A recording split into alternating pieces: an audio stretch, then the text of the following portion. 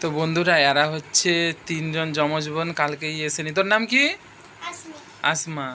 আর এই যে এটা হচ্ছে আয়সা। আর এইখানে একটা, তোর নাম কি? এরা হচ্ছে তিনজন যমজ বোন, আর এটা হচ্ছে ওদের ভাই। তুই আসিসনি কেন? জ্বর হয়েছিল 1 সপ্তাহ, তা বলে ছুটি? হ্যাঁ। আর আজকে যে রাখি পূর্ণিমা, সব স্কুল গেছিলো, এতে তো রাখি পড়ছে হাতে। এখানে এসে বদমাশি করতেছে। আবার রাখির বদলে এত বড় একটা ঘড়ি পরে দিয়েছে। দেখি ঘড়িটা, দেখি সারা। বাবা, বিশাল বড় ঘড়ি। তুইও পড়ছিস? আর তোর কোথা?